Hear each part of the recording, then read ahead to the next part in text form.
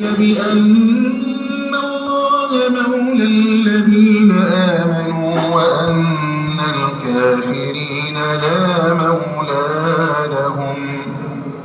إن الله يدخل الذين آمنوا وعملوا الصالحات جنات تجري من تحتها الأنهار، والذين كفروا يتمتعون ويأكلون كما تأكل الأنعام والنار مثوى لهم.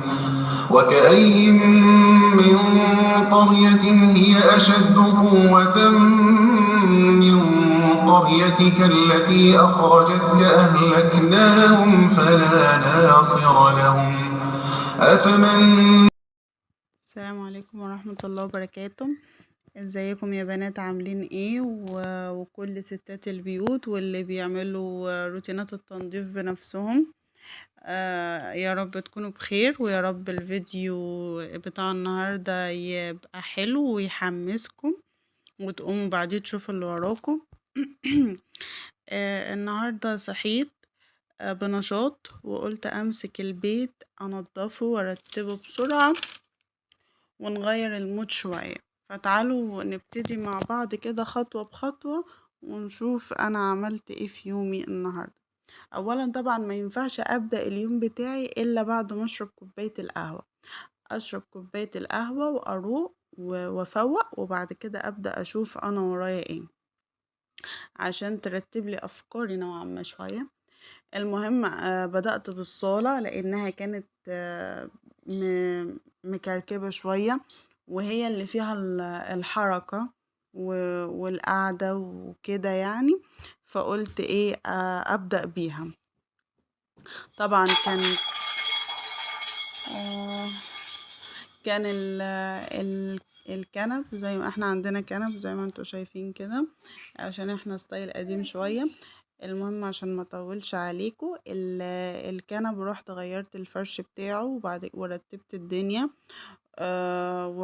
ورحت كنست وبعد كده رشيت، علشان خاطر احنا بيتنا اسمنت يعني. فبرش وما برشش كتير، ما برشش ميه كتير عشان احنا دخلنا في الشتاء والجو برد شوية، فبرش بس اللي هو ايه انيم التراب.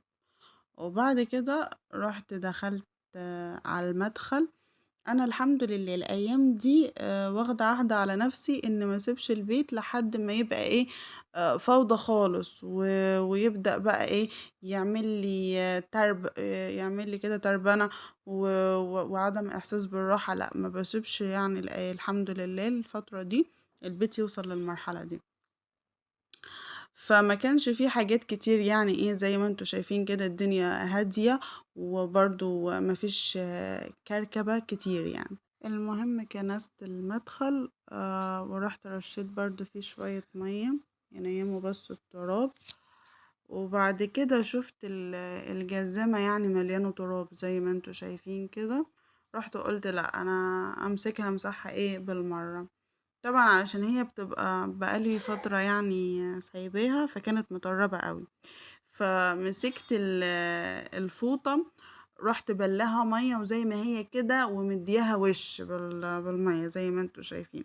وبعد كده رحت عملتها مرة تاني بس وانا ايه منشفة الفوطة من المية كويس، فبقت نظيفة وبتلمع. وبعد ما خلصت رحت رجعت كل حاجة مكانها. رجعت الجزم ورجعت الحاجة اللي كانت عليها. صلى الله وسلم وبارك على سيدنا محمد. وعموما البيت لما بيترتب بيحسسني بالراحة، وكمان دماغي بتهدى وببدأ أرتب أفكاري، وأن النظافة من الإيمان، وإحنا كمسلمين لازم تكون النظافة جزء من ستايل حياتنا زي ما ديننا أمرنا. وده كان جزء من روتين يومي حبيت أشاركه معاكم. لو عجبكم الفيديو ياريت اللايك والاشتراك. سلام.